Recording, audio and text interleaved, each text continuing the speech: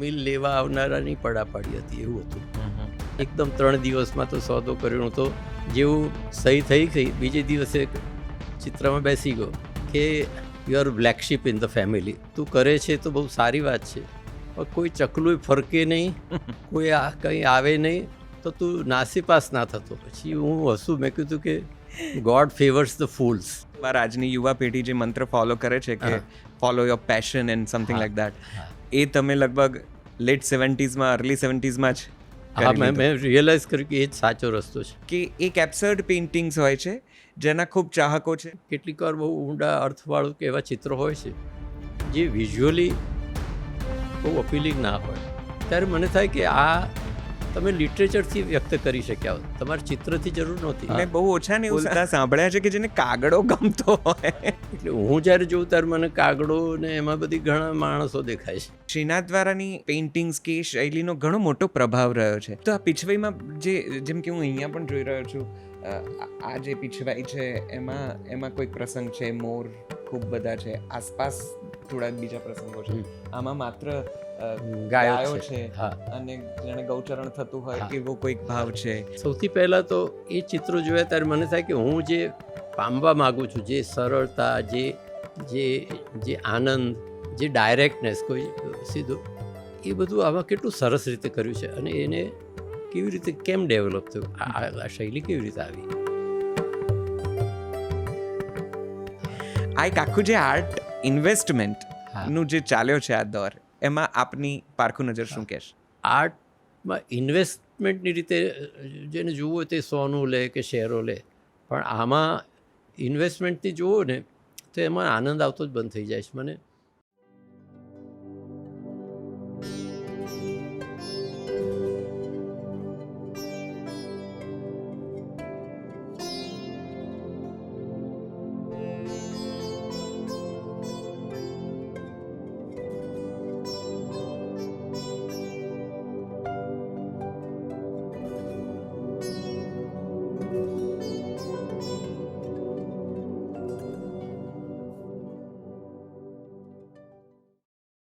નમસ્તે.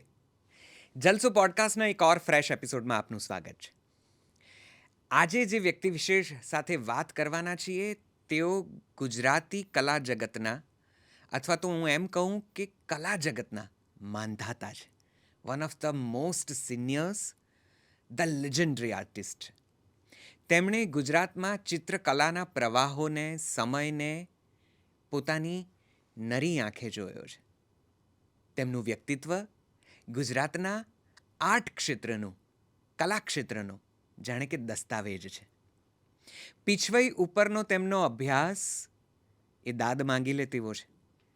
તેમણે પોતાની બારીક, ઝીણવટભરી અને અભ્યાસુ નજરે પીછવાઈના રંગો, તેના ટેક્સચર, તેના નિર્માણ, તેના સંગ્રહને જે રીતે જોયું છે, જે રીતે લોકો સમક્ષ પ્રસ્તુત કર્યું છે, એ આપણને અભિભૂત કરી જાય તેવું છે. શ્રેષ્ઠી પરિવારમાં તેમનો જન્મ થયો છે, પણ માત્ર મિલ ચલાવવાના કામમાં જોતરાવા કરતાં વધારે તેમણે પોતાની કલાને પ્રાધાન્ય આપ્યું છે. અને આજે તેઓ એક વિશ્વ પ્રસિદ્ધ કલાકાર તરીકે સ્થાપિત થયા છે. હું વાત કરી રહ્યો છું આદરણીય શ્રી અમિત અંબાલાલની. તેમની સાથે એક સરસ મજાનો સંવાદ આજે તમે સાંભળશો અને ચિત્રકલા વિશે, તેની બારીકી વિશે, તેની સમજણ વિશે, પીછવાઈ વિશેના તેમના શોખ વિશે અને સંગ્રહ વિશે, આ બધું જ આપણે બહુ ડિટેલમાં જાણીશું. મારી સાથે ખૂબ દિલથી, ખૂબ પ્રેમથી, ખૂબ આદરથી આવકારો શ્રી અમિત અંબાલાલને. આપનું પણ સ્વાગત છે. નમસ્તે અમિતભાઈ. નમસ્તે. નમસ્તે. હું ખૂબ ઉત્સાહિત છું આપને મળીને અને આ જગ્યાએ બેસીને જ્યાં શ્રીજીનો એક રીતે સાક્ષાત્કાર થયો હોય એવું લાગે છે.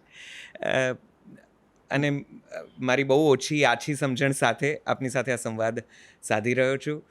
કાંઈ ભૂલચૂક થાય તો મને માફ કરજો સૌથી પહેલાં, અને આપનું ખૂબ દિલથી, પ્રેમથી, આદરથી સ્વાગત કરું છું. મને આટલો રસ લઈને આવ્યા છો, ખૂબ ખૂબ આભાર. Thank you. આમ તો ચિત્રકલા કે આર્ટનું જગત છે એ અમારા જેવાઓ માટે માત્ર એક આનંદનો વિષય છે કદાચ એમાં થોડીક સમજણ પડે છે, નથી પડતી, થોડાક નામો સાંભળ્યા છે, નથી સાંભળ્યા. પણ એક નામ જે અમે અમદાવાદમાં રહીને જે વારંવાર સાંભળ્યું છે એ છે અમિત અંબાલાલ. અને આપનું એક એક્સપ્લોરેશન છે પેઇન્ટિંગ્સમાં કે આર્ટિસ્ટ તરીકે આર્ટમાં, એ જુદું છે. પીછવાઈમાં આપનો રસ અને એનું અધ્યયન આપનું જુદું છે. આજે આ સંવાદમાં લગભગ એ બંને સમાંતરે ચાલીને એકબીજા સાથે વાતો કરે એવું બને.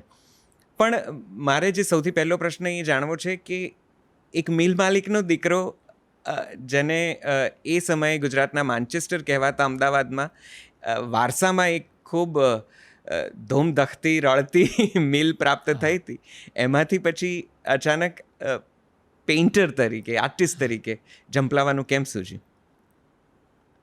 એકચ્યુઅલી અમારે તો પેઢીઓથી હા, આ ટેક્સટાઇલ સાથેનો સંબંધ. મારા વડદાદાએ તો one of the founders of the textile industry Right. હતી. એટલે એમાંથી નીકળવાનું કે એમાં નહીં જવાનું તો ક્યારેય વિચાર પણ ના આવે. પણ સમહાવ ધારો કે મારા મા ભાવનગરના હતા ઓરિજિનલી, પરણીને આવ્યા અહીંયા. પછી ત્યાં ચિત્ર સોમાલાલ શાહને જાણતા, જોયેલું, વાતે કરતા. પછી અહીંયા છગનભાઈ જાદવ આવે ચિત્ર શીખવવા, મારા બહેનો પણ શીખે અને મને બહુ રસ પડે એવું કરું. એ વખતે તો 8 વર્ષનો 9 વર્ષનો. અને છગનભાઈને બહુ ગમે, કે એને લાગે કે આ છોકરામાં કંઈક છે. એટલે પછી તો મારું બધું અભ્યાસ લાંબો ચાલ્યો. મેં 3 ડિગ્રી લીધી, BA, BCom, LLB. પણ ભણવાનું કારણ એટલું જ હતું કે જ્યાં સુધી ભણતો હોઉં ત્યાં સુધી મિલની જવાબદારી ના આવે. પછી તો એકચ્યુઅલી જવાબદારી આવી, પણ મને બહુ રિઝલ્ટ ઓરિએન્ટેડ લાગે આખું કામ, કે ભાઈ આટલું ત્યાં એફિશિયન્સી આની આવી જોઈએ, આટલું આમ થવું જોઈએ, આવું જોઈએ. એટલે મને થોડું મારી જે સિક્સ સેન્સ કહેવાય ને, જે અંદરની ઇન્ટ્યુશન, એમાં મને મદદ નહોતું કરતું. બધું બુદ્ધિ ચલાવીને ગણિત વિચારીને કરવું પડે. અને એ વખતે ચિત્રમાં જીવતો મારો બહુ. શનિવારે છગનભાઈ આવે જાદવ, શનિ રવિ મારા ચિત્રને, એ મારા. અમે લેન્ડસ્કેપ કરવા જઈએ, ચિત્રો કરીએ, અને એમ ધીરે ધીરે મારું ઇન્વોલ્વમેન્ટ વધતું ગયું. એમાં પાછા કંઈક એવોર્ડ પણ મળ્યા, કંઈક ગુજરાત સ્ટેટનો હોય ને આ તેને. એટલે ધીરે ધીરે ચિત્રકારો સાથે પણ પીરાજી સાગરા આવે, બધા આવે, મુંબઈથી કોઈ આવ્યા હોય ને મળે, એટલે એમાં ઇન્વોલ્વ થયો. પછી લગભગ હું 36 વર્ષનો થયો ત્યારે મને, એટલે કે ધીરે ધીરે એ રીતે વિચાર થોડો ક્રિસ્ટલાઇઝ થતો ગયો કે મારે આખી જિંદગી આ ગણતરીઓ જ કર્યા કરવાની છે, જેમાં મને મારી સિક્સ સેન્સ કામમાં નથી આવતી. હું ચિત્ર કરતો હોઉં તો અંદરથી ઇન્ટ્યુટિવલી થાય કે ના, આને બદલે આમ કંઈક જેમાં આશ્ચર્ય થાય એવા નિર્ણયો લેવાય. એ બધું જે છે એ સિક્સ સેન્સ મને, હું ચિત્ર કરું કે શિલ્પ કરું ત્યારે જ મને મળે છે. એટલે મારા પિતાજીને કીધું, મારે તો કોઈ ભાઈ કે કંઈ નહીં, એકલો. એટલે ફૂલ જવાબદારી મારા ઉપર. પિતાજીની પણ ઉંમર થઈ હતી. મેં કીધું મારે તો આમાં નથી રહેવું. વખત સારો ટેક્સટાઇલનો. હવે એમને સમહાવ એ કન્વિન્સ થાય કે આ છોકરાને રીબાવવાનો કંઈ અર્થ નથી. એટલે એ વખતે તો મિલ લેવા આવનારાની પડાપાડી હતી, એવું હતું. એટલે અમારે તો 2-3 દિવસમાં અમદાવાદના બધા મિત્રો કે બધા મિલોવાળા કે આવો ધડાકો કે તમે કર્યો. એકદમ 3 દિવસમાં તો સોદો કર્યો. હું તો જેવું સહી થઈ ગઈ, બીજે દિવસે ચિત્રમાં બેસી ગયો. 79માં 79માં આ બન્યું. ઓકે, લેટ 79માં. અને 82થી જ મારો શો ચાલુ થઈ ગયો. એટલું બધું અંદર ભરાયેલું હતું કે પહેલો શો અમદાવાદમાં થયો, વડોદરા થયો, પછી મુંબઈ થયો, પછી કલકત્તા થયો, અને બધે મને બહુ સારા રિસ્પોન્સ મળ્યા. ધારો કે દિલ્હીમાં તો પ્રોફેશનલ ગેલેરીમાં ના હોય તો આપણે ભાડુતી ગેલેરીમાં, ત્રિવેણીમાં ભાડું પડ્યું.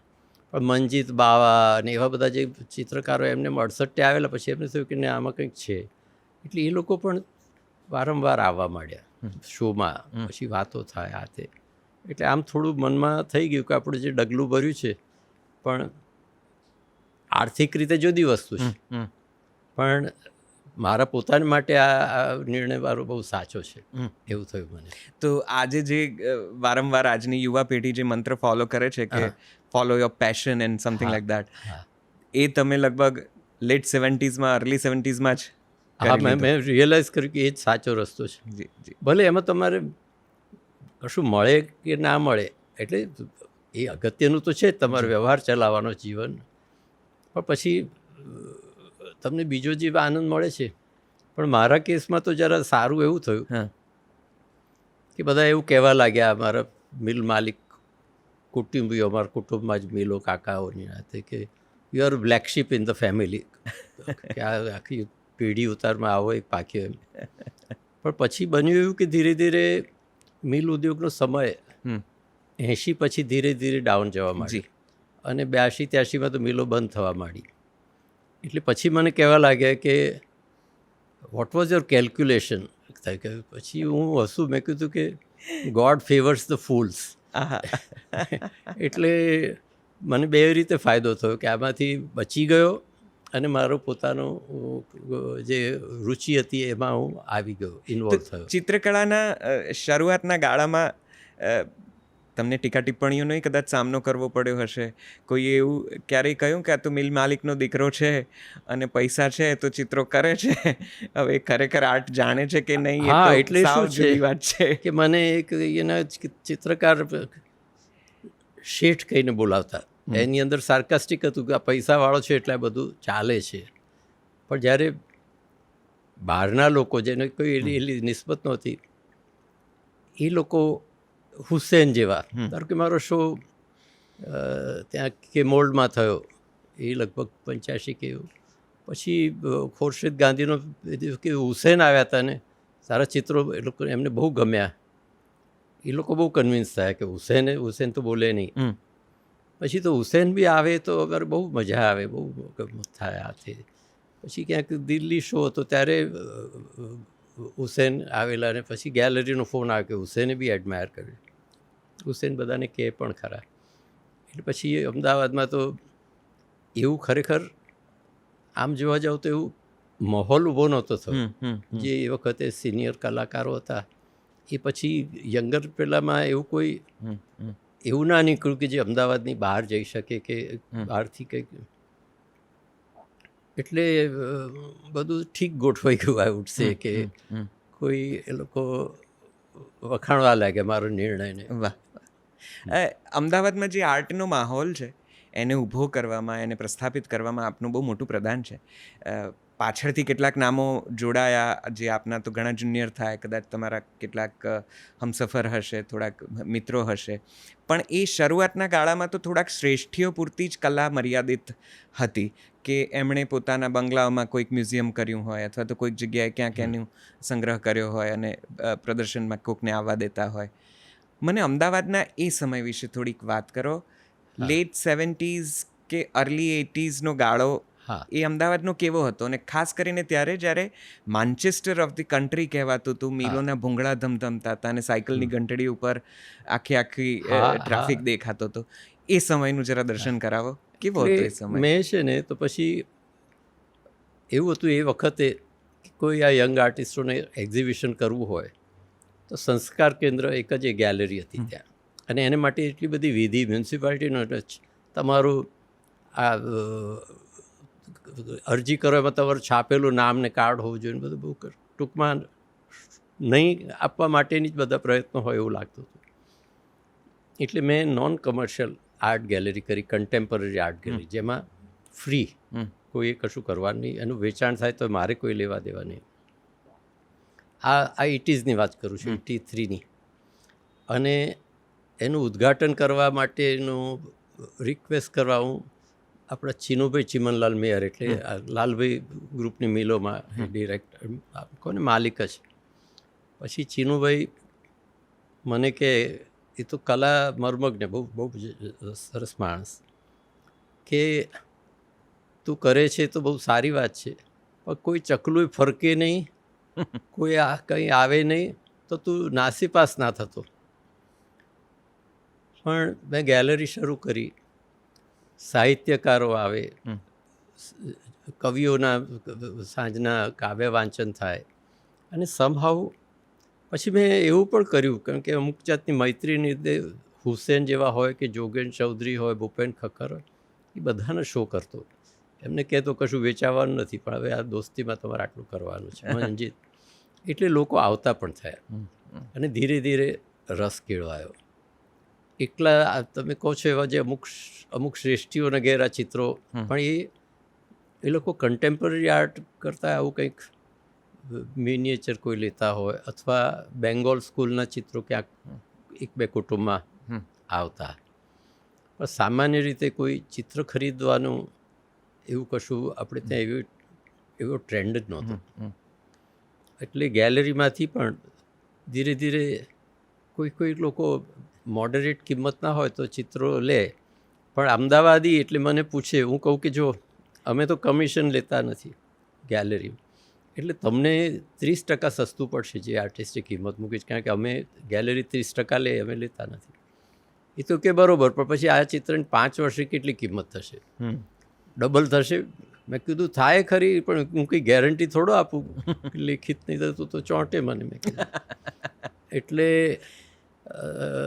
એ ધીરે ધીરે એક મોલ તો ઊભો થયો. પછી તો બીજી ગેલેરી ઉપર થઈ, અહીંયા હુસેનની ગુફા. અને મને લાગે છે કે રિઝનેબલી એક સારું છે, ગેલેરીઓ કેટલી બધી થઈ ગઈ છે, ત્યાં કંઈક ને કંઈક વેચાય છે અને સારું છે. તો કલાના શહેર તરીકે આજે તો આપણી પાસે હવે વર્લ્ડ હેરિટેજ સિટીનો દરજ્જો છે, એક ટેગ છે. કલા પ્રત્યે અમદાવાદ ઉદાસીન રહ્યું છે કે ઉત્સાહિત રહ્યું છે? કોઈ કલાકારને એણે કેટલું પોષ્યું છે? આ શહેર કલાને કેવી રીતે જાંચે છે, નાણે છે, માણે છે? તમારો આટલા વર્ષોનો અનુભવ શું કહે છે? એટલે આમ છે ને, તો કોઈ પણ સિટીમાં ના હોય એટલા મ્યુઝિયમો આપણે ત્યાં છે. જી. કેલિકો મ્યુઝિયમ, પછી કસ્તુરભાઈ લાલભાઈ મ્યુઝિયમ, પછી LD મ્યુઝિયમ, પછી આર્ટ ગેલેરીઝ. આવા મ્યુઝિયમો ક્યાંય આટલા બધા નથી. કાઇટ મ્યુઝિયમે હતું, એમાં લોકો જાય છે, પણ સામાન્ય રીતે બહારગામથી મહેમાન આવ્યા હોય એને લઈને જવાનું. કાર્યક્રમ કંઈ હોય તો લોકો આવે છે. હજી હમણાં જ અહીંયા LD મ્યુઝિયમમાં કાર્યક્રમ હતો, કંઈ લેક્ચર હોય આર્ટ અંગેનું, તો ઓડિયન્સ ભરેલું રહે છે. એટલે એક ધીરે ધીરે એક વર્ગ ઊભો થઈ રહ્યો છે કે જે આ બધા એક્ઝિબિશનોમાં જાય. પણ મુખ્ય તો અમદાવાદ છે. હું શો કરીને આવું પછી કહેશે કેટલા ચિત્રો વેચાયા, હવે તારો ભાવ વધે છે. આવા પ્રશ્નો તો હજી ચાલુ જ છે. મ્યુઝિયમો તો ખેર સંસ્કાર કેન્દ્ર તો અત્યારે રિનોવેટ પણ થઈ રહ્યું છે અને જુદી રીતે ઘણા બધા ઝાંખી કરાવતા અને જુદા જુદા મ્યુઝિયમ છે. આપણે ત્યાં ડિઝાઇનની બેસ્ટ સ્કૂલ, NID જેવી સ્કૂલ્સને એને ફોલો કરતી બીજી સંસ્થાઓ પણ છે. અમદાવાદ શહેર આટલા વર્ષોમાં તમે કેવી રીતે જોયું, 80sથી લઈને આજે? કોઈ સમયનો કોઈ તફાવત, કોઈ તમારી બારીક આંખે, ચિત્રકારની આંખે શું નોંધ્યું? આ શહેર કેટલું બદલાયેલું જોવા મળે છે? તમે કઈ રીતે યાદ કરો છો એ સમય? કંઈક મને એવું લાગે છે કે અમદાવાદમાં એક મને સમહાઉ મને હું ધારું કે મુંબઈ, કલકત્તા, દિલ્હી કંઈ એક વોર્મ્થ લાગે. તેરી સમહાઉ મને એક આત્મીયતા, કદાચ અહીંયા જ ઉછર્યો અથવા લોકોનું પણ જે જાતનું છે. એટલે મને તો કોઈ કહે કે આવતે જન્મે ક્યાં તારે જન્મ લેવો, તો અમદાવાદ જ કહું. કારણ કે એક એને કહેવું અઘરું છે બહુ. જેમ કહેવાય કે બંગાળમાં બધું સાહિત્ય ને આ તે છે, પણ અહીંયા પણ આપણે જે કવિઓના કાર્યક્રમ થાય, અમારે કન્ટેમ્પરરી આર્ટ ગેલેરીમાં ઉમાશંકરભાઈ, નિરંજન ભગત, બધા કવિઓ આવતા, પ્રિયકાંત મણિયારને લોકો ચિખાર બેસતા, બહુ મજા આવતી. એટલે એક આખો વર્ગ તો ઊભો થયેલો છે જેને આ સાંસ્કૃતિક જે કહેવાય કે કલ્ચરમાં બહુ રસ છે. કોઈ બી એક્ઝિબિશન હોય તો લોકો બહુ આવે, ગુફામાં પછી જે બી શો થતા હોય તો. એટલે મને તો અને અમદાવાદીઓ બધું ચકાસીને જોયું, કોઈ દોરવાઈ ના જાય કોઈ પ્રચારથી કેમ. હેરિટેજ સિટીનો આપણો દરજ્જો છે. What you feel about it? આપણે સાચવી રહ્યા છીએ એને? આમ તો પોળોનો અદ્ભુત વારસો છે ને અદ્ભુત ઇમારતો છે ત્યાં. કાવિંગ્સ કહો, કાષ્ઠ ઉપરની કોતરણી કહો, કે આપણી આખી જે ઇમારતની વ્યવસ્થા છે, આપણું મકાન બાંધવાની શૈલી જે છે.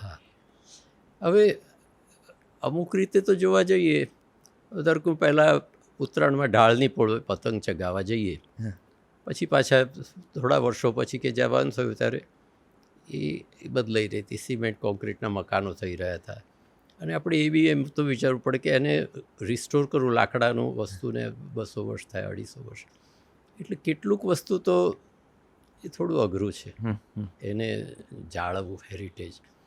પણ આપણી પાસે જે ઓલરેડી જે હેરિટેજ છે, આપણું સલ્તનત પીરિયડનું જે આર્કિટેક્ચર છે અદ્ભુત છે. આપણા લાકડાના મકાનો, આ જે મકાનમાં અત્યારે બેઠા છીએ જી, એ પણ આવ્યું છે તો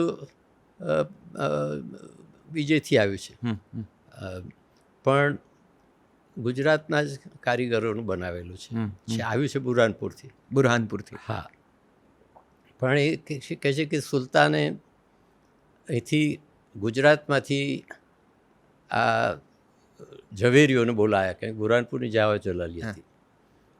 પછી ઝવેરીઓ કે અમારે તો અમારું મંદિર પણ જોઈએ. તો સુલતાને કીધું હા સારું, એટલે પાટણથી વુડ કાર્વિંગવાળાને બોલાવ્યા અને આ થયું હતું. અને એ વખતે જ્યારે ઇમેજ પધરાવી એ ડેટ હતી 1530, એટલે 1530માં આપણે અમદાવાદમાં પણ કારીગરીને બહુ રહ્યું છે ઓછું, પણ તોય અદ્ભુત આપણા મકાનો છે. બિલકુલ બિલકુલ. હા હા, અને બહુ સુંદર છે. એટલે પોળમાં જઈએ અરે મને તો બહુ ગમે, અને વોર્મથ છે એક જાતની એની સ્કિલની. યસ, આ મકાન થતું ત્યારે જે ટ્રેડિશનલ ક્રાફ્ટ્સમેન હતા પ્રભુદાસભાઈ મિસ્ત્રી, જેમણે કેલિકો મ્યુઝિયમમાં બધું ઊભું કરવાનું હતું, એને સ્કિલનો ખ્યાલ એટલો બધો હતો કે આપણા જે મોડર્ન આર્કિટેક્ટ છે ને એ એમની આગળ કશું જ નહીં. એમને ખબર હોય કે આટલી સાઇઝનું આ હોય તો આ છાપરાનો સ્લોપ આમ જ હોય તો જ વ્યવસ્થિત થાય. એટલે સ્કેલ જે છે એ પણ બહુ અદ્ભુત છે. તો અમદાવાદનું ની કઈ જગ્યા છે, કયું સ્થળ છે જ્યાં તમે વારંવાર જવાનું પસંદ કરો છો, તમને મજા પડે છે આમ, ઓર તમને એવું લાગે કે મારી સાથે સમય વિતાવવો છે તો હું અહીં પહોંચું? મને ખબર નથી, પણ મને એક તો સરખેજનો રોજો ગમે છે સમહાવ, મને ખબર નથી. એક બાજુ પેલું તળાવ છે, પછી એની અંદર જે જાળીઓ છે, તો એ જાળી પણ એક આપણી એક બહુ અદ્ભુત વસ્તુ છે જેમાંથી હવાને આવે, સ્ક્રીન તરીકે કામ કરે અને પ્રકાશ પણ આવે, અને એના જેવું કશું અમદાવાદની એક વિશેષતા છે જાળી. સીદી સૈયદની જાળી તો આપણું સિમ્બોલ બની ગયું છે. Right right right. પોળોમાં જાઓ? પોળોમાં હવે ખાસ ના જવું, કારણ કે હજી પણ સ્વચ્છતા ને એ તો બધું ઢોરો ફરતા હોય, ગાયોને બધું ગંદકી કરતા હોય, અને સમહાવ મને એવું લાગે છે કે હવે પોળો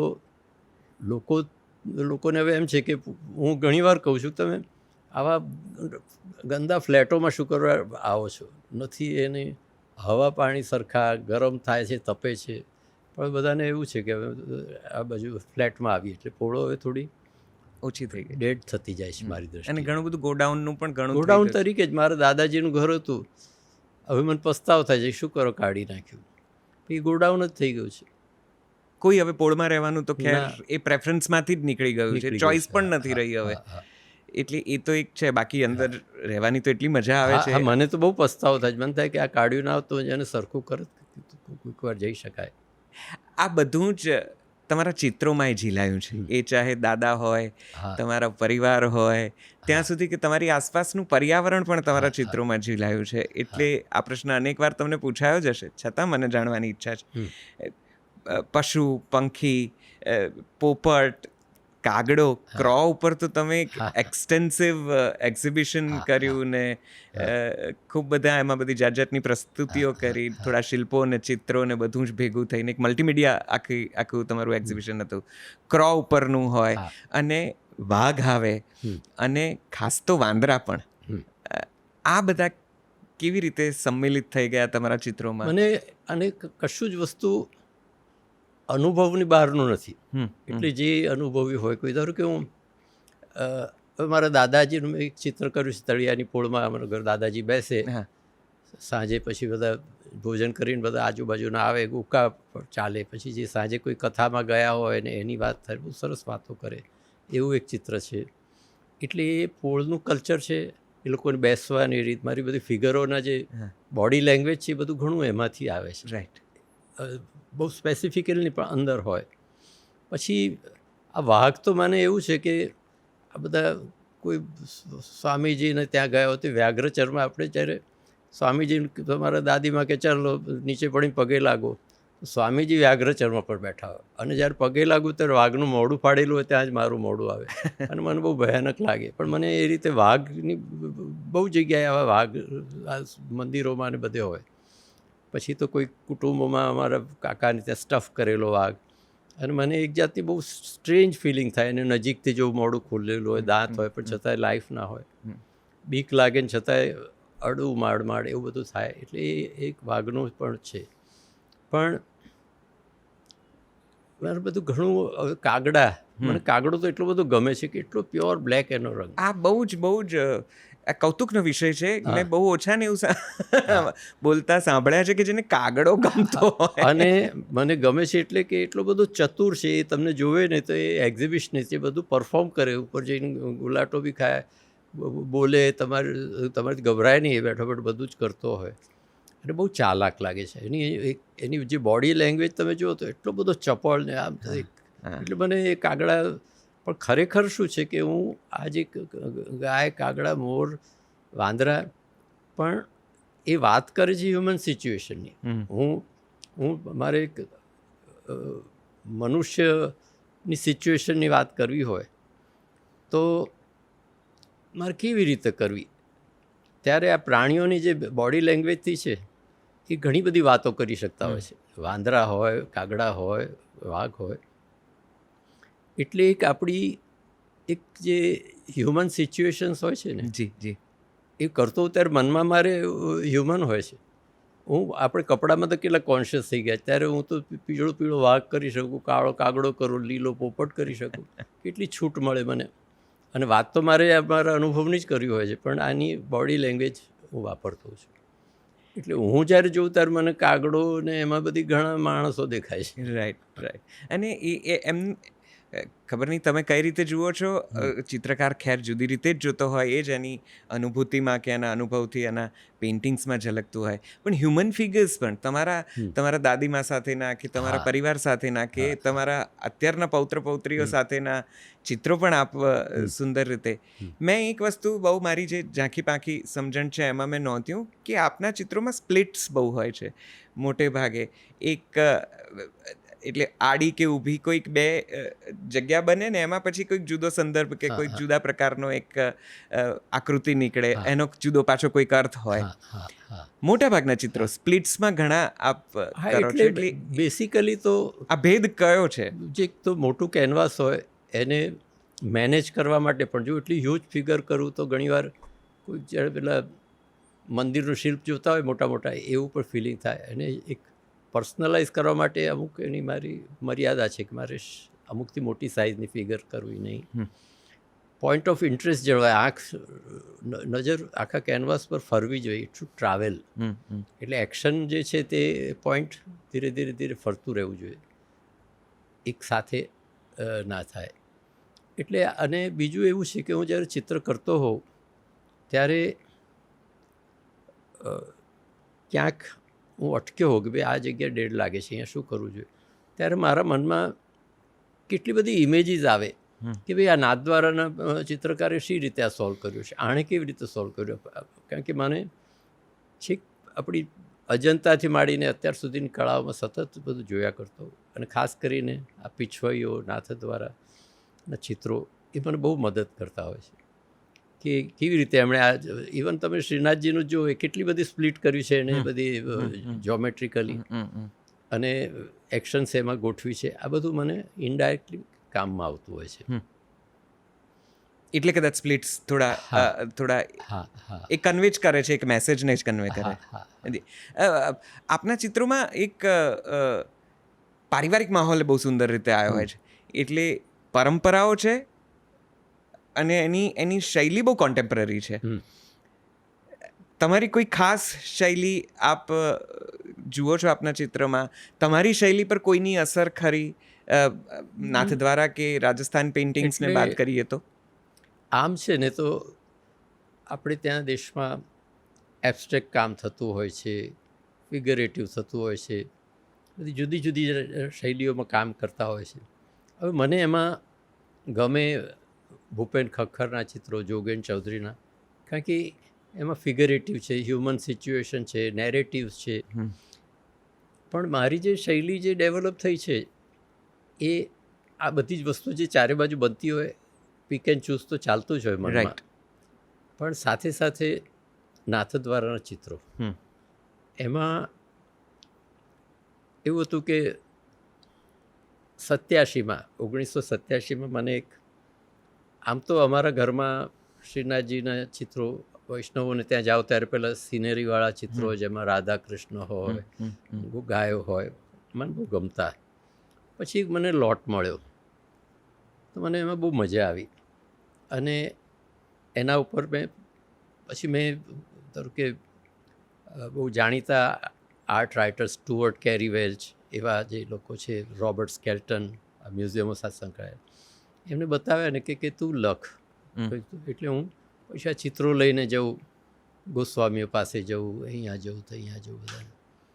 તો એમાં વાંચતા મને જે એક ખાસ ગમ્યું તે કે લીલાનો કન્સેપ્ટ, જે આ લીલાનો કન્સેપ્ટ છે કે આ બધું લીલા છે જે કંઈ છે, એક કાઇન્ડ ઓફ આનંદ લીલા કોને.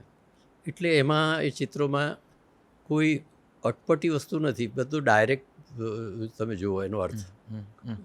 ગોવાળો હોય ને, ગાયો હોય ને, ગોપીઓ હોય ને, જે કંઈ હોય એમાં કંઈ બહુ ઊંડા નહીં, પણ તમને એક લીલાનો ભાવ, કલર્સ તો એટલા બધા ગમે એવા રંગો હોય, પ્યોર રંગો વાપર્યા હોય. તો મને આ બધું બહુ ગમવા માંડ્યું એ ધીરે ધીરે. આ વખતે હું જ્યારે કુટુંબના ચિત્રો કરતો હતો બનથી, કારણ કે મને થાય કે તો બાળપણનું જે હોય યાદ આવતું હોય, પણ એ કરવું એક સહજ રીતે, કોઈ મારે આર્ટિસ્ટિક એલિમેન્ટ નહોતા જોઈતા, ઇન ધ સેન્સ કે આને આર્ટ કહેવાય નહીં, પણ એક નેરેટિવ મેં જે જોયું એ મારી નાઇવ લેંગ્વેજમાં, કોને આપણી એક દેશી જબાનમાં મેં રજૂ કર્યું. અને એને લીધે થોડું જુદું પણ કર્યું, કારણ કે બધા જ કલાકારો બહુ આર્ટિસ્ટિક ચિત્રો કરતા, જેને કહેવાય કે જે કલાના બધા એપ્રુવડ કન્વેન્શન હોય ને કે આર્ટ એટલે આમ જ થાય, આમ જ થાય. હવે હું કળા ભણ્યો નહોતો, એ મારો ફાયદો હતો. નહીંતર જો કળાની જો તમે કોર્સ કર્યો હોય ને ફાઇન આર્ટ્સમાં, એટલે ચિત્ર કરતા હોય ત્યારે તમારા ખભે જ કોઈક બેઠેલું હોય કે નહીં, આંખ આવી રીતે કરાય, બ્રશ આવી રીતે ચલાવાય, એવા બોજાથી બહુ મુક્ત હતો. એટલે એનો મુખ્ય વસ્તુ તો લય છે, એની જ્યોમેટ્રી છે, એ બધું એક ઇન્ટ્યુટિવલી કરવું. એટલે ચિત્ર બનવું જોઈએ, માત્ર નેરેશન ના થવું જોઈએ, એમાં એક તાણ આવી જોઈએ, એમાં એક એટલે મને એક પ્રસંગ પણ યાદ આવે છે જી, કે એકવાર મુંબઈ ગયો ત્યારે હુસેન ચિત્ર કરતા હતા. મોટો હોલ હતો ને બંધ રાખી હતી ગેલેરી, પોતે પોતાના માટે લગભગ 7-8 ફીટ બાય 4 ફીટના ચિત્રો પૂરા થવા આવ્યા હતા. હું મુંબઈ ગયો ત્યારે કે આવજો કરું છું. પછી એક ચિત્ર જોતાં જોતાં મેં કીધું, હુસેન સાહેબ આ ચિત્ર મને ગમ્યું, કારણ કે એની જ્યોમેટ્રી સરસ છે. એ બહુ ખુશ થયા કે હમણાં અકબર પદમસિંહ આવ્યા હતા 2 દિવસ પહેલાં, અને એ જ વાત થઈ કે after all what is painting, geometry. એટલે મેં એનો અર્થ એવો કર્યો કે જે આકારોની રચના એવી હોય કે જેથી કરીને તમારું કેનવાસ એક મેગ્નેટિક ફિલ્ડ જેવું બનવું જોઈએ, એમાં પ્રાણ પ્રતિષ્ઠા થવી જોઈએ. એમાં એટલે ચિત્ર કરતો હોઉં ત્યારે આ જ્યોમેટ્રી મારા માટે બહુ અગત્યનું છે કે એના એક ટેન્શન્સ ઊભા થવા જોઈએ, કેનવાસમાં એક મેગ્નેટિક ફિલ્ડ જેવું બનવું જોઈએ. વાહ. અને એને કારણે એક લેંગ્વેજ મારી પોતાની કહી શકાય એવી થાય. એક સમય હતો જ્યારે ભારતીય ચિત્રકારો ઉપર વેસ્ટર્ન શૈલીની ખૂબ અસર હતી. એટલે લગભગ 10-20 વર્ષનો એક એવો ગાળો આવી ગયો કે જ્યાં આપણે કાં તો પિકાસો કે વાન ગોગ કે એ પ્રકારની શૈલીમાં કે એ પ્રકારના જે પણ એ સમયના જેટલા ચિત્રકારો હતા ઇન્ટરનેશનલી અક્લેમ્ડ, એમની શૈલીને ભારતીય ચિત્રકારો ખાસી કોપી કરતા હતા. એમાં આપની શૈલી સાવ જુદી એ રીતે પણ ઉતરી આવી કે ઘણું બધું એમાં ઇન્ડિયનનેસ જેને કહેવાય કે આપણી ભૂમિની, આપણી માટીની કંઈક સુગંધ જેવું લાગે. તો તમે પોતાની જાતને એ શૈલીથી કે એ પ્રવાહથી કેવી રીતે મુક્ત રાખી શક્યા? કઈ રીતે ભારતીયતા તમને થોડી વધારે ખેંચી ગઈ? હું તમને એક દાખલો આપું. પહેલાં ધારો કે એ પીરિયડમાં એટલે કે 80s, લેટ 80s, 90s કોઈક ચાઇલ્ડ આર્ટ એક્ઝિબિશન હોય, પછી જ્યુરીમાં ગયા હોય એટલે ચિત્રો બધા પાથરી દે, કારણ કે એ વખત આ ચાઇલ્ડ આર્ટ એક્ઝિબિશનમાં તો 250 છોકરાઓએ ભાગ લીધો હોય, 500.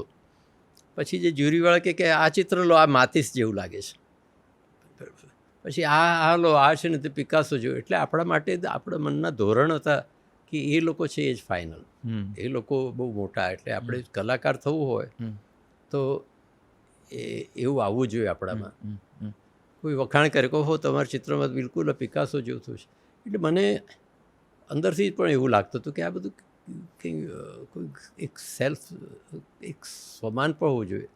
પણ એ વખતે આ છે ભૂપેન ખખ્ખર છે, even to a certain extent Hussain પણ.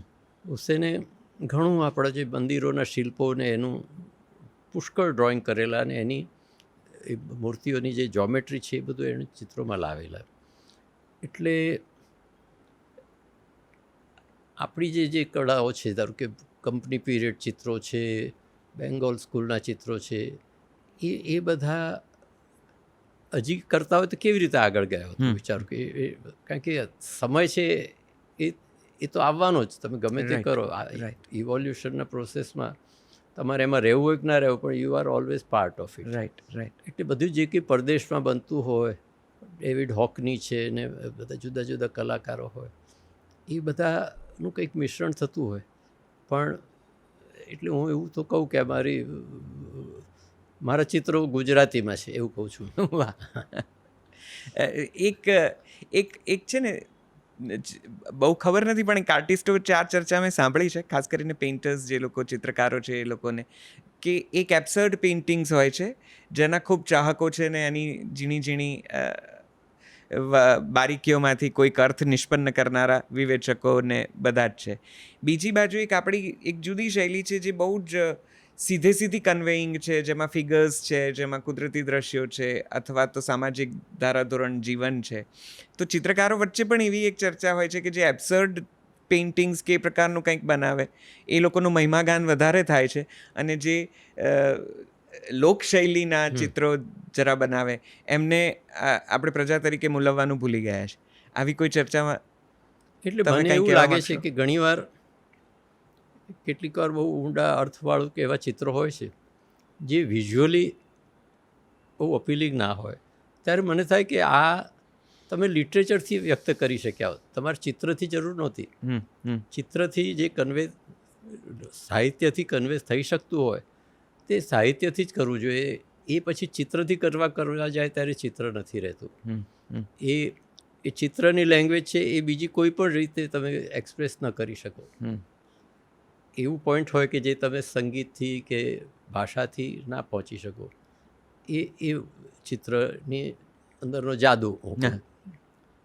એટલે એવા જે બહુ અટપટી જે વાતો હોય છે, પણ કેવી રીતે વ્યક્ત થઈ હોય એ ઉપર આધાર છે. એ થોડુંક કેટલીક વાર એવા કોમ્પ્લેક્સ ચિત્રો હોય છે, એમાં કલાકારે ખરેખર કેમ આવું કર્યું એની સમજૂતી આપે તો આપણને એક કળાકૃતિ તો પહેલાં લાગવી જ જોઈએ પહેલાં, પછી એનો અર્થ તમે કાઢો ને એ બધું જુદી વસ્તુ છે. જે લોકશૈલીના ચિત્રકારો છે એમને એવું ઓછું પણ આવી જાય છે કે અમે કારણ કે બહુ સીધું બનાવીએ છીએ એટલે અમારા ચિત્રોનું મૂલ્યાંકન ઓછું થાય છે, અને આ એબ્સ્ટ્રેક્ટ કે જે પણ જે શૈલી કહેવાતી હશે, કંઈક કોમ્પ્લેક્સ કંઈક ઊભું કરે એમને લોકો થોડા વધારે નાણાંથી પણ જાંચે છે.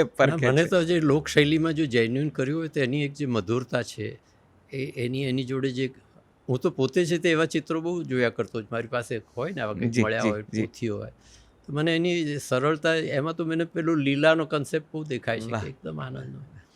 એટલે અને એવું નથી, ઘણા લોકો એવો વર્ગ છે કે જે આ બધું ઘણું એડમાયર કરતા હોય છે. કોઈ ગુજરાતી ચિત્રકારની આપની શૈલી પર અસર ખરી કે પ્રભાવ ખરો? આપણા જે ચિત્રકારો છે અથવા કોને ગમે આપને?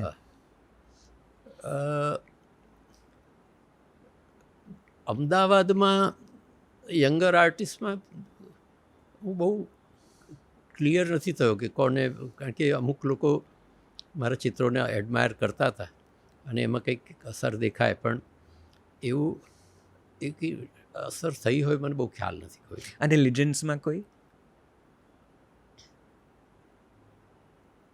એટલે લિજન્ડ્સમાં તો એવું છે કે હું એટલે મારા ચિત્રોની અસર ના કહેવાય, પણ ધારો કે બેન્દ્રે, આપણા NS બેન્દ્રે હોય, કે આપણે ત્યાં અહીંયા આગળ જે સોમાલાલ શાહ, જી. સોમાભાઈ તો બહુ આવીને બેસતા, હા. અને એમના ચિત્રો હું એડમાયર કરું, ખરીદતો એમના ચિત્રો મને બહુ વાહ. ગમતા. અને એમની જોડે આખો સંવાદ જુદી જાતનો હોય, કારણ કે દરેકની પોતાની એક ઇલેસ્ટિસિટી હોય છે કે એ અમુકથી આગળ, હવે ધારો કે હું હોઉં તો હવે નેક્સ્ટ પેઢીનું કામ હોય ત્યારે મને થાય કે આ તો બધા શું કરે છે, આ તો કંઈ એમાં મહેનત નથી, ટપકું કર્યું ને. એટલે અમુક હદ સુધી તમે એમનું કામ એપ્રિશિએટ કરો, અમુક હદ સુધી એ લોકો તમારું એપ્રિશિએટ કરી શકે.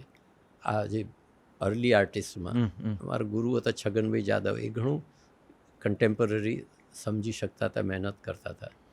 પછી મારી બધી સોબત પર પીરાજી આવીને બેસે ને પછી તો બીજો વ્યાપ વધતો ગયો. ભૂપેન ખખ્ખર, ગુલામ મોહમ્મદ શેખ ને મુંબઈના, દિલ્હીના આર્ટિસ્ટો.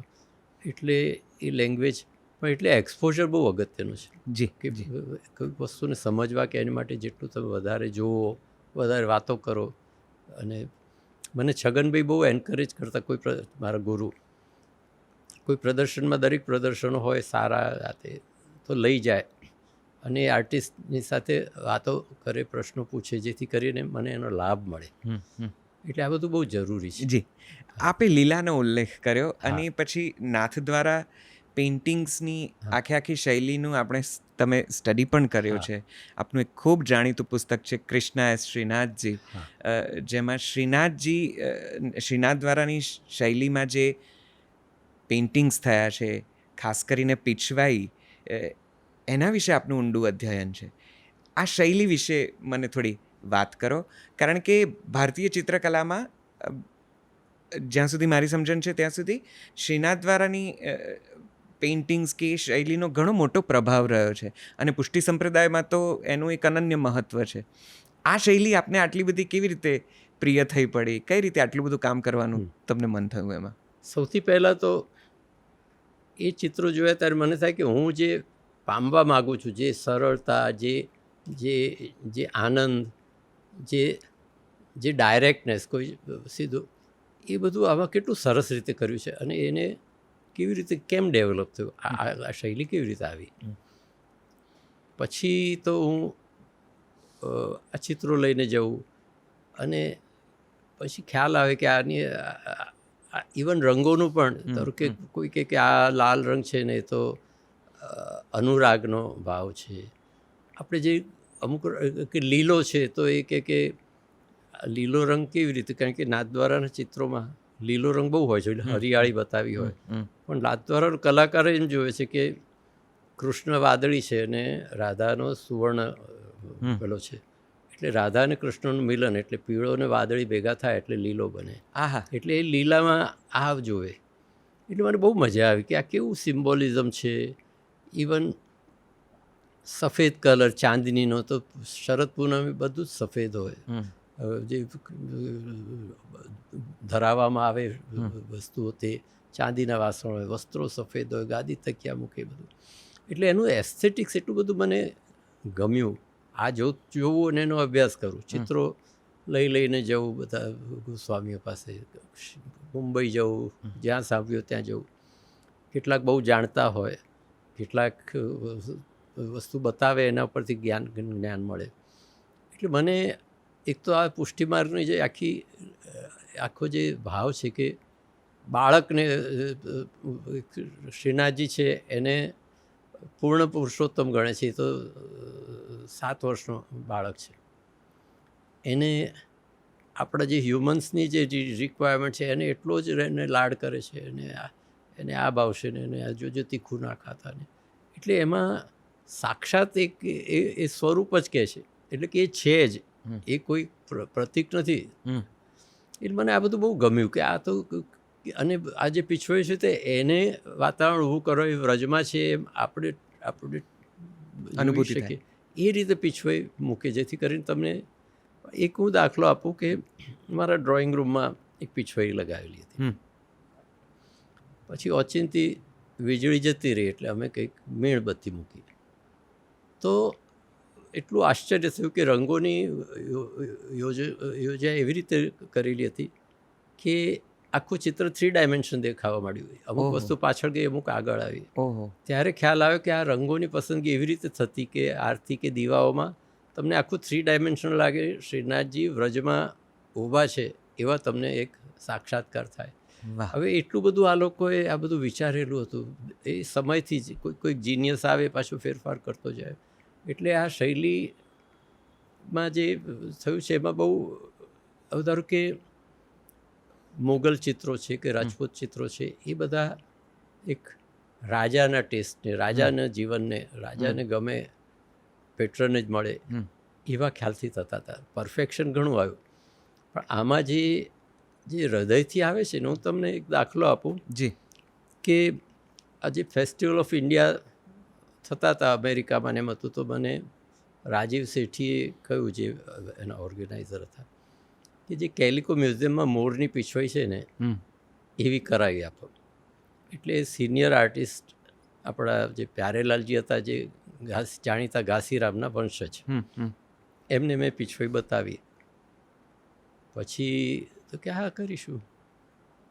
પછી રાજીવ શેઠીએ કીધું કે પણ બેકગ્રાઉન્ડ છે ને તો કાં તો લાલ કાં તો સફેદ જોઈએ. એટલે प्यारेलाल जी કે वो तो नहीं कर सकता, चारा के बिना मोर कैसे रहेंगे, લીલું ઘાસચારો ના હોય તો મોર કેવી રીતે રહે. એટલે એમણે તો લીલી જ કરી, ઘાસવાળી જ બેકગ્રાઉન્ડ કરી.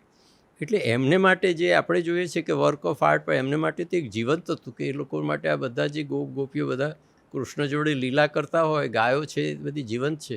વાહ.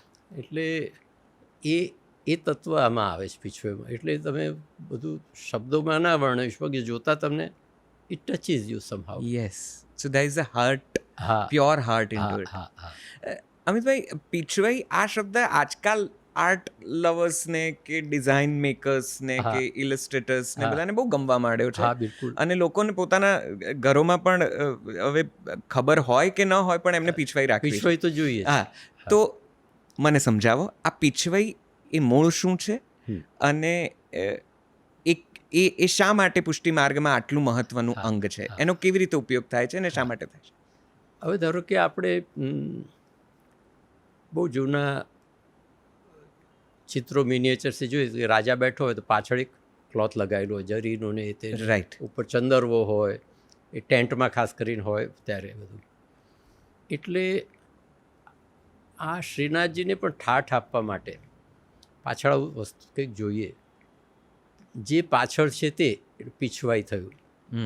અને તમે બહુ જૂની પીછવાઈ જુઓ તો એમાં જરીની જે ચોકઠા પેટર્ન, ધારો કે આપણે જે અન્નકૂટની પીછવાઈ જોઈએ છે એ બિલકુલ એ ટ્રી ઓફ લાઈફ મોટિફ હોય છે, એથી પહેલાં ચોકઠા પેટર્ન હતી. આ બધું જ એ સમયમાં જે વેલ્યુએબલ ટેક્સટાઇલ્સ થતા હતા જરી ભરતના, એ જાતનું છે. પછી છે તો જે 1730માં સૌથી પહેલો ઉલ્લેખ આવે છે કે જે ગોવર્ધનેશજી હતા તિલકાયત, જેમણે સપ્ત સ્વરૂપ મહોત્સવ કર્યો, ત્યારે પહેલો ઉલ્લેખ છે કે એ ચિત્રેલી પીછવાઈ મૂકી. એ પોતે કવિ હતા, ચિત્રમાં રસ ધરાવતા હતા. એટલે અને પછી તો એ પોપ્યુલર થઈ અને એનો ફાયદો એ થવા માંડ્યો કે ધારો કે ઘણા મંદિરોમાં તો સ્વરૂપ જે છે મૂર્તિ બાળ સ્વરૂપ હોય, લાલજી હોય અથવા બહુ નાની હોય. એ કાળમાં એ વસ્તુ હતી. અને અનેક કારણસર પુષ્ટિમાર્ગમાં મંદિરો નથી હોતા, ઘર જેવું હોય છે. એટલે બહારથી કોઈને એવું ના લાગે કે અહીંયા મંદિર છે. બરાબર છે. આ તો કૃષ્ણનું ઘર છે, ગોવાળ છે, એટલે એનું આવું ઘર હોય. નંદાલયની ભાવના છે. નંદાલયની ભાવના છે. તો આ ભીડમાં આ સ્વરૂપ તો દેખાય પણ નહીં, તો પીછવાઈથી ખબર પડે છે, કારણ કે એનું આખું એનલાર્જમેન્ટ થઈ ગયું કે આ વસ્ત્રો પહેર્યા છે, આ પ્રસંગ છે, આજે ગોપાષ્ટમી છે, જો આ વસ્ત્રો ભગવાને પહેર્યા છે, આ પહેલી વાર ગાયો ચરાવવા ગયા એનું સેલિબ્રેશન છે. એટલે પીછવાઈ કન્વે પણ ઘણું એટ અ ગ્લાન્સ તરત કરતા. નંદ મહોત્સવે તો એ નંદરાયને યશોદા પલના ઝુલાવે છે, એ એ વખતે શું ડ્રેસ છે, રાઈટ. એટલે એનું આ ફંક્શન બધું ઘણું મલ્ટિપલ ફંક્શન થવા માંડ્યું. તો પીછવાઈમાં જે ના કોઈ નીતિ નિયમો ખરા, ધારાધોરણો ખરા, આ જ રીતે ચિત્રકામ થાય, આ જ રીતે દોરાય, કે આ પ્રમાણે આકૃતિ હોય, એવા કોઈ નીતિ નિયમો એ ફોલો થતા? ધારાધોરણ અમુક રીતે ખરા, કારણ કે આ આટલી ભીડમાં એક ક્ષણમાં જ જોનારને ખ્યાલ આવવું જોઈએ. હા, એ સૌથી મોટું એ ધારાધોરણ. મોટું એ ધોરણ છે કે ભાઈ તરત અહીંયા જ આ યશોદાજી અહીંયા જ હોય, આમ હોય, અહીંયા આ રીતે. અને અમુક જે તિલકાયત, હવે મને એક બીજું કહું કે અહીંયા એક ઘણી મિલોવાળા હતા, બાલાભાઈ દામોદરદાસ, સારંગપુર મિલો, બધું છે. હવે એ વખત એવું હતું કે એમણે તિલકાયત, એ વખતે ગોવર્ધનલાલજી હતા, એમને ઈચ્છા વ્યક્ત કરી કે મારા શ્રી અમને મારી પીછોઈ ધરાવવાની એક વૃત્તિ છે, આપ મને આજ્ઞા આપો તો. એટલે ગોવર્ધનલાલજી કીધું કે જો આ પદ છે સુરદાસનું કે કોઈ એ પદના આધારે તમે પીછોઈ કરાવો.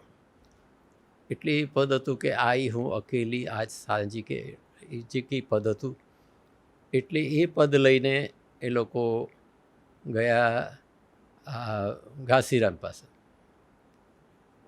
અને એણે એ પીછોઈ કરી.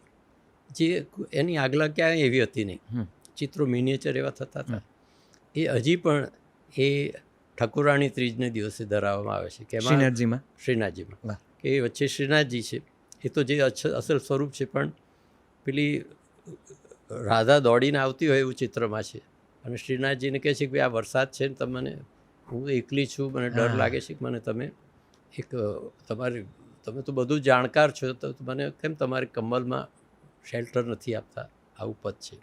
એટલે એવું કંબલ બતાવ્યો છે ચિત્રેલું. એટલે એમાં ઘણું થતું. હવે ધારો કે એક વખત તિલકાયત હતા 1920ની વાત લગભગ આશરે, એમના હાથમાં એક જેપેનીઝ ભરતકામનો કકડો આવ્યો. એ કે સરસ છે, કેવું સરસ પક્ષીઓ છે, ઝાડ છે ને એવું તેવું. એટલે એમણે જાહેર કર્યું કે આવું કોઈ બીજું કરે તો મારે આખી પીછવાઈ થઈ જાય, આ બીડું કોણ ઝડપે. એટલે ત્યાં એક બેન હતા, શિક્ષિકા હતા એની સ્કૂલના, એણે એક્ઝેક્ટ એવું કર્યું, અને એ પીછવાઈ હજી પણ એ ધરાવવામાં આવે છે. અચ્છા. એટલે આવું કોઈ જે સિદ્ધ પુરુષ હોય છે એને આ છૂટ છે. નવી જે ઠાકોરજીને ગમશે એવું લાગે એ પીછવાઈ કરાવે. તો આ પીછવાઈમાં જેમ કે હું અહીંયા પણ જોઈ રહ્યો છું, આ જે પીછવાઈ છે એમાં કોઈક પ્રસંગ છે, મોર ખૂબ બધા છે, આસપાસ થોડા બીજા પ્રસંગો છે, આમાં માત્ર ગાયો છે, અને જાણે ગૌચરણ થતું હોય એવો કોઈક ભાવ છે, સામે છે એમાં રાસલીલા છે, અહીંયા માત્ર વ્રજનો કદાચ મંદિરો 84, સામે જે દેખાય છે એમાં કેળના પાના વચ્ચે થોડાક લોકો પેલું મોરછાલ કે એવું કંઈક લઈને ઠાકોરજી સાથે કંઈક, આ તમારા પુસ્તકની કદાચ હાર્ડબાઉન્ડ જે છે એ છે. તો આ પીછવાઈમાં શું લેવામાં આવતા, આ પ્રસંગો કયા હતા? એક તો જે મુખ્ય પ્રસંગો હોય એ કૃષ્ણલીલાના, એટલે કે નંદ મહોત્સવ, ગોપાષ્ટમી, પછી આ અન્નકૂટ, એમાં ફેરફાર ના થાય. અચ્છા. એવા પછી જેમ કે તમે કીધું કે આ પેલું લીલી કીળ છે ને આખું લીલું ચિત્ર છે પીછવાઈ, તો એમાં એક તુક્કો આવ્યો કે એક પદ હતું કે બગીચા કા ઉત્સવ નવો ઊભો થયો, કે આપણે બગીચો ઊભો થાય, પછી ચારે બાજુ ચિત્રોમાં ફુવારા હોય ને અને તે બધું. અને એમાં એક પદ ઊભું હતું કે એમાં લીલા રંગનું જ મહાત્મ્ય હતું. એમાં હરિ એટલે કે લીલું અને હરિ એટલે કૃષ્ણ, એનું પન હોય એવી રીતનું એક પદ હતું. એના આધારે આ લીલી પીછવાઈ બની. એટલે પછી 1900 પછી બધી પ્રયોગાત્મક અને નવા ધારો કે આ સાંજીની પીછવાઈ, જે આ શ્રાદ્ધ પક્ષ વખતે એ 15 દિવસ ભાદર માસમાં કેમ હશે, તો વૈષ્ણવો ત્યાં પરિક્રમા કરવા જાય વ્રજની, અને એ વખતે સાંજી થાય ત્યાં ચોકમાં પત્તા કેળના કાપીને દ્રશ્યો રોજ જુદા જુદા થાય, વ્રજના ડિઝાઇનો થાય. એટલે એ વખતે આ જેમ કે આ વ્રજ સાંજી પરિક્રમા, એટલે જો હું ભૂલ ના કરતો તો શણગાર એક પ્રકારનો. સાંજી એટલે સાંજે જે થાય સાંજને લીધે, અચ્છા. એ વ્રજની નોર્થની પરંપરા હતી કે અમુક દિવસોમાં સાંજી એટલે આમ તો સ્ત્રીઓનું એક વ્રત જેવું હોય, સાંજે એ લોકો ગોબરમાંથી ને એમાંથી સાંજી દેવી બનાવીને પૂજા કરે. કરેક્ટ. એ ત્યાંથી એ પ્રથા આવી એટલે સાંજે આજ બધું આખું થાય, આખી દિવસ એ કામ કરે. કમળ ચોકમાં કેળના પત્તા કાપી કાપી સફેદ કપડું ભીનું એના પર ગોઠવીને જુદા જુદા દ્રશ્યો રોજ થાય. એટલે આ સાંજીની પીછવાઈ થઈ. આ લગભગ 1840ની, જેમાં ગોપીઓ સાંજી માટે ફૂલો વીણવા ગઈ છે. પછી જંગલમાં જાય છે, ત્યાં આગળ કૃષ્ણ તો વાંસળી વગાડતા હોય છે, બધા મોર ને બધા તલ્લીન થઈને સાંભળે છે. એવું ચિત્ર કર્યું, પીછોઈ મૂકી. સાંજીના દિવસોમાં આવી પીછોઈ મુકાય, અથવા જે એ વખતે 84 કોષ વ્રજની યાત્રા કરતા હોય એટલે આવી પીછોઈ પણ મૂકવામાં આવતી, વ્રજનો આખો નકશો મૂકવામાં આવે. એટલે બહુ શોખીન તિલકાયત હોય, જેમ કે દાઉજી હતા, એમણે ઘણી બધી પીછોઈઓ ઓર્ડર કરી હતી. એટલે એમાં એમના વ્યક્તિગત પ્રસંગો કે એમના જીવનમાં થયેલા કૃષ્ણ સાક્ષાત્કારના અનુભવો, આવું કંઈ પણ પીછવાઈનો વિષય હોય? એક પીછવાઈ છે જેમાં ગોવર્ધનલાલજીએ 1909માં 5 સ્વરૂપનો મહોત્સવ કર્યો હતો. જી. એટલે બાજુમાંથી દ્વારકાધીશ આવ્યા અને મથુરાજી આવ્યા અને બધા એ 5 સ્વરૂપો કર્યા. તો અને બધા ગોસ્વામીઓ આવ્યા હતા અને ખૂબ વખણાયો હતો, બહુ થયું. એટલે એના ઉપરથી પીછવાઈ થઈ એ પ્રસંગની, જે અહીંયા છે. અને ખૂબ ચિત્રો થયા. એટલે આવો કોઈક મોટો મનોરથ કરે તો એની પણ પીછવાઈ થતી. આ પીછવાઈ કોણ ધરાવી શકે? એનું પણ કોઈ નિયમો છે? એટલે મહારાષ્ટ્રની આજ્ઞાથી કે ભાઈ એક વૈષ્ણવ જાય કે મારે આ વૃત્તિ છે, તો એ વખતે જરૂર હોય કે ભાઈ આપણે આવી પીછવાઈની જરૂર છે, તો મહારાષ્ટ્રીય આજ્ઞા આપે તો પછી એ થાય. પણ એ મહારાષ્ટ્રના ટેસ્ટ મુજબની થાય, રિક્વાયરમેન્ટ મુજબની. હવે ધારો કે હું કહું મારે આવી કરવી છે, તો એ કદાચ થાય કે ભાઈ ઠાકોરજીને નહીં ગમે, મહારાષ્ટ્રી કહેશે. બરાબર. મહારાષ્ટ્રી જે છે ઠાકોરજીનો શું ટેસ્ટ છે એ પોતે કલ્પનાથી કરતા હોય. તો આ પીછવાઈના કલાકારો કોણ હતા? જ્યારે શ્રીનાથજી વ્રજમાંથી શ્રીનાથ દ્વારા પધાર્યા, તેમની સાથે આવેલા આ કલાકારો હતા. એટલે અને આજે પણ એ લોકો પીછવાઈ મેકિંગમાં છે. એટલે અત્યારે એવું છે કે 2 એનું ગ્રુપ કહો કે કેમ કહેવાય, કે એક તો કલાકારો છે તે આદિગૌડ અને બીજા છે તો જાંગીડ, એક ક્લાન.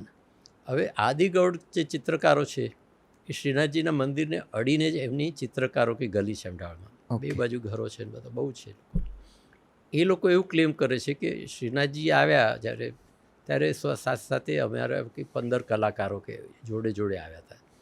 એટલે એ લોકો આદિગૌડ એ ચિત્રકારો.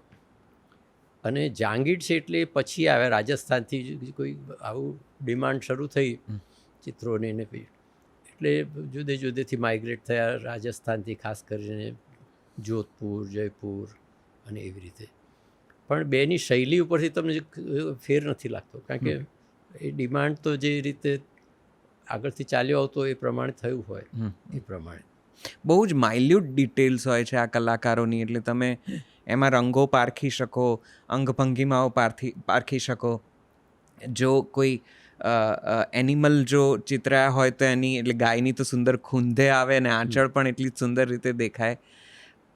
આ બધા ટ્રેન્ડ પેઇન્ટર્સ હતા કે પરંપરા પ્રમાણે પોતાની રીતે અનુભવ કરતા ગયા અને લખતા? અહીંયા જે સિનિયર આર્ટિસ્ટ હતા પ્યારેલાલ, જે બહુ સારા ચિત્રકાર, જે પરદેશમાં પીછોઈ કરાવી હતી એમની પાસે, એ ચિત્ર એમને કોઈ ચિત્ર બતાવો કે પ્યારેલાલ નાથદ્વારાનું જ, તો એ જો બરોબર ના હતી કે એ છંદ મેં નહીં હૈ, it is not in the rhythm. અચ્છા. એટલે એ લોકોના પણ ક્રાઇટેરિયા હતા કે આમ જ હોવું જોઈએ. અને એની તાલીમ બહુ વર્ષો સુધી આર્ટિસ્ટ લેતો, એના બાળકો અમુક વર્ષો સુધી કામ કરે. એટલે એ છંદમાં હોવું જ જોઈએ, લાઈન અમુક રીતે જ એ એન્ડ થવી જોઈએ, કંઈ ચાલે નહીં. એ નાથદ્વારા પેઇન્ટિંગ્સમાં પીછવાઈનું તો અનન્ય મહત્ત્વ છે. એ સિવાય પણ વોલ પેઇન્ટિંગ્સ છે, મ્યુરલ્સ છે, ને એ બધું પણ તમે શ્રીનાથજી જાઓ તો તમને જોવા મળે. ઘણા બધા હવેલીઓમાં હા, હા, હા. મંદિરોના મોટા મોટા દરવાજાઓની હા, આસપાસ હા, પેલા હાથી જે એમની એક એક તો ઓળખ. દિવાળી વખતે તો બધા ઘરોની બહાર વાઘ ને હાથી ને મંદિરો તો મંદિરમાં તો નાની મોટી અનેક જગ્યાએ એવા ચિત્રો છે એ બધા ફરીથી થાય. અને ધારો કે એમાં શાકઘર પાનઘર એમાં રેલેવન્ટ ચિત્રો હોય એ પણ દિવાલો ઉપર થતા હોય છે. તો આ નાથદ્વારા શૈલીનું ભારતીય ચિત્રકલામાં શું મહત્વ, કઈ રીતે એણે આપણી આખી ચિત્રકલાને ઉપર ઉઠાવ્યું, અને એ થોડી જુદી કઈ રીતે પડે છે? કારણ કે આમ રાજસ્થાની પેઇન્ટિંગ્સ તરીકે જેને મૂલવવામાં આવે છે એમાંય બધું અમારા જેવાને જેને ઓછી સમજણ એ બધું સરખું જ લાગે છે. તો આ શૈલીનું શું ખાસ વિશેષ મહત્વ? એટલે હું એવી રીતે જોઉં છું કે જે રાજસ્થાની શૈલીઓ હતી કે જે રાજાઓ દ્વારા પ્રમોટ થતી ને એટલે એ લોકોનો એક ટેસ્ટ હતો ફોર ગ્લેમર. રાઈટ. અને એ ધીરે ધીરે એટલે 1800 પછી તો થોડો ડાઉનફોલ આવતો ગયો રજવાડાઓમાં, કારણ કે અંગ્રેજો આવ્યા ને રાઈટ. અને આ બાજુ ધારો કે આ ધંધા ઉદ્યોગ ને બધું મુંબઈ ને આ તે ખૂબ સમૃદ્ધિ વધવા માંડી. અને એ સમૃદ્ધિની અસર નાથદ્વારામાં પણ એની અસર થવા માંડી, સમૃદ્ધિ આવવા માંડી બધા. તો પેલો જે આ જે ટેસ્ટ હતો એ પહેલી વાર હું એને અર્બન ટેસ્ટ કહું છું, કે શહેરી સેન્સિબિલિટી. કારણ કે એમાં ઘણું બધું યુરોપિયન એલિમેન્ટ આવવા માંડ્યું 1900 પછી તો. એટલે કારણ કે એના પેટર્ન હતો કોઈ મુંબઈવાળો હોય, કોઈ કલકત્તાના, વડોદરાના, એ લોકો આર્ટિસ્ટોને ધારો કે વડોદરામાં રહેતા, અહીંયા આગળ ધારો કે સાકરલાલ બાલાભાઈની હવેલી છે એમાં આખું ચિત્રો કરવા ઘાસીરામને એની મંડળી આવી હતી. તો એ જે પેટર્ન છે એનો પણ ટેસ્ટ એમાં આવતો હતો. પહેલાં હતો ટેસ્ટ તિલકાયતનો. એટલે આમાં આધુનિક કાળ, હવે ગોવર્ધનલાલજી મુંબઈ કેટલી વાર પ્રવચન કરવા જતા, મુંબઈમાં કેટલા વૈષ્ણવો, એટલે એ લોકોનો પણ ટેસ્ટ ધીરે ધીરે ભળતો ગયો. અને એને કારણે આ બાજુ જે બધી જે શૈલીઓ હતી રાજસ્થાની શૈલીઓ એ મૃતપ્રાય થઈ ગઈ. માત્ર ટુરિસ્ટ માટે થતું હોય કોઈ સાચો પેટર્ન, અને નાથદ્વારાની શૈલી જીવંત રહી. જી, કેટલીક પીછવાઈઓમાં તો શેઠાણીઓ હા ઊભા છે હોય ને, હોય છે ને. એ વાત એટલે આ છે તે શૈલી જીવે છે, કારણ કે એનું પેટર્નેજ સાચું છે. પેલું પતી ગયું, હવે તમે એક મ્યુઝિયમ પીસ તરીકે જે જુઓ છો. તો સમય સાથે કદાચ એણે અનુકૂલન સાધ્યું, એ હા, પણ એ લોકો ના કરી શક્યા. અને આ તો એનો પેટર્ન જેવો હતો કે બદલાતો જાય.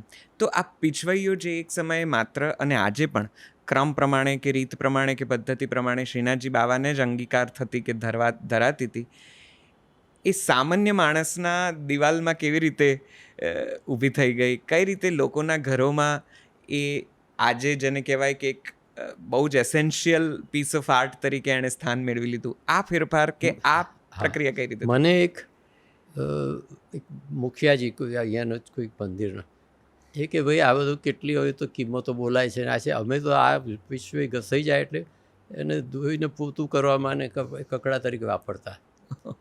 પછી કેલિકો મ્યુઝિયમથી જરા બધાની આંખ ખુલી કે પીછવાઈઓનું, ત્યારે ગીરાબેન મને વાત કરે કે એ વખતે ધારો કે દ્વારકાધીશના ગોસ્વામી વ્રજરત્નલાલજી, કે નામ મને બહુ યાદ નથી, એ આ બધી જૂની પીછવાઈઓ છે એ પાથરી દે, જે નવી કરાવે ને જૂની સહી ગયેલી વપરાય, અને કે તમારે જે જોઈએ તે લઈ જાઓ. એટલે કેલિકો મ્યુઝિયમે જે પીછવાઈનું જે કર્યું એની અસર પણ બહુ મોટી છે. અને ખરેખર તો એવું છે કે મેં એમને પૂછ્યું ગીરાબેનને કે તમને કેવી રીતે, અમે તો બધું આ ફેંકી દેતા હતા, તમને કેમ આમાં રસ પડ્યો? પછી એટલે હસતા હસતા કે જો પરદેશીઓ એમના મ્યુઝિયમ માટે પણ આ બધું ગમતું, તો આપણને પણ ખ્યાલ આવે કે આપણી આ વસ્તુમાં એમ ધીરે ધીરે ટેસ્ટ કલ્ટિવેટ થયો.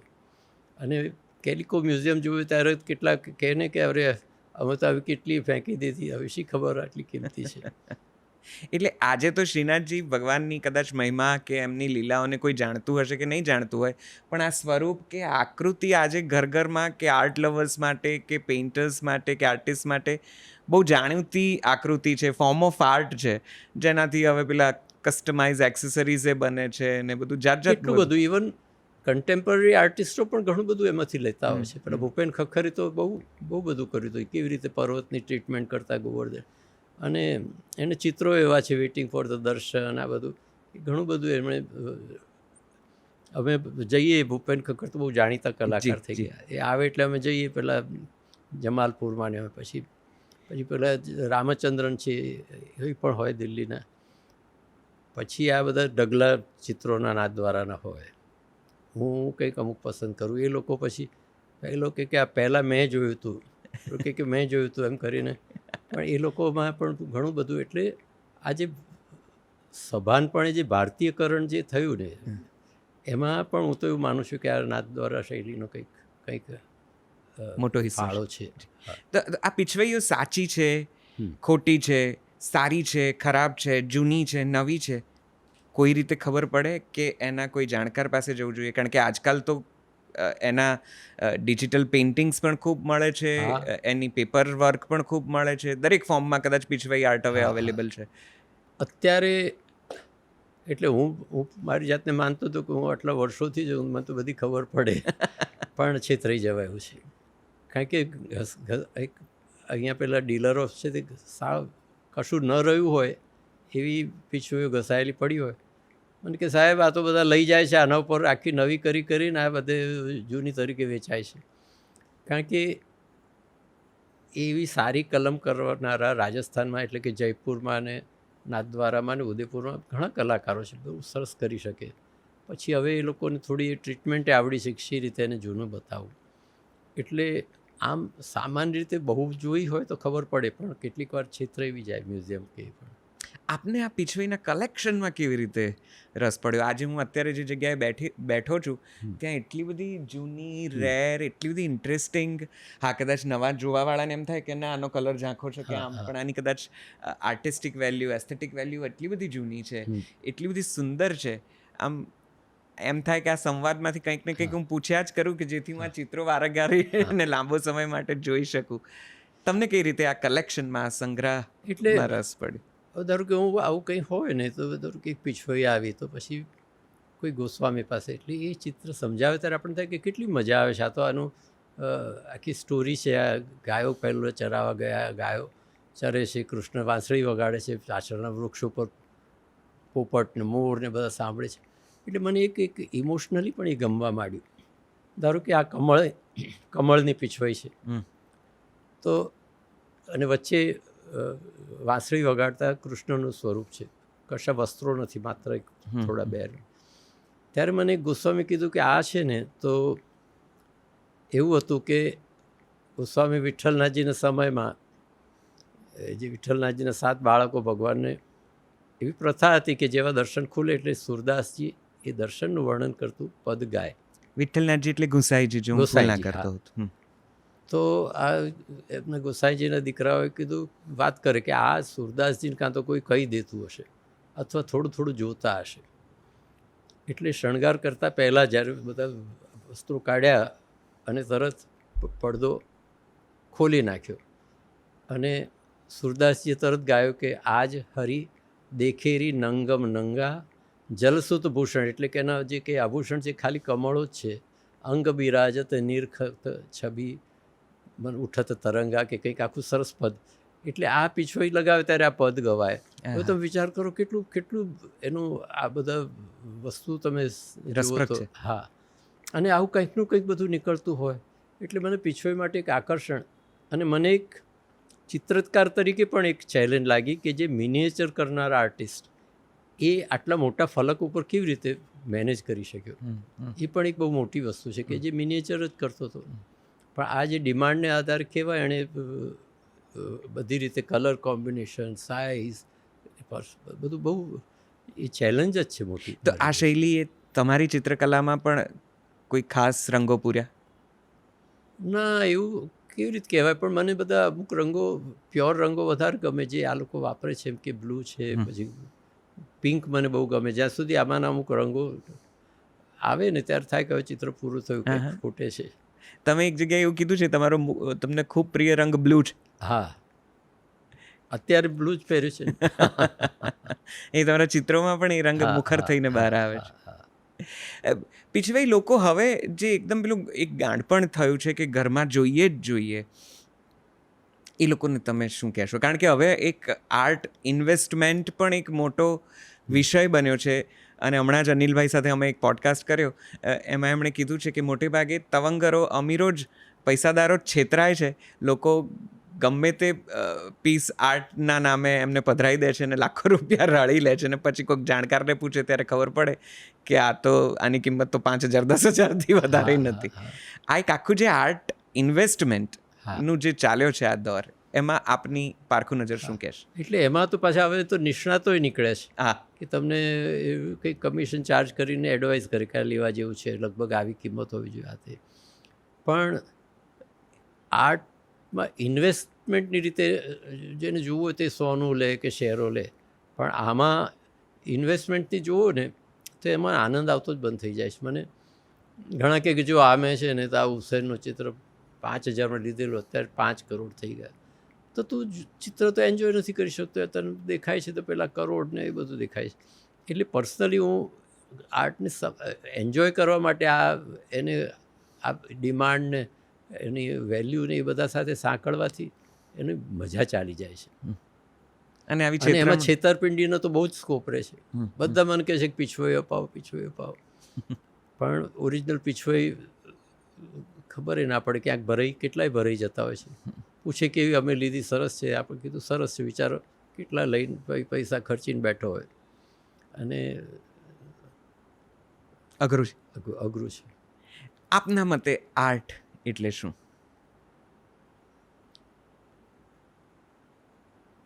એટલે હું મારા ઘરમાં પણ તમને બતાવીશ, ઘણું બધું લગાવેલું છે.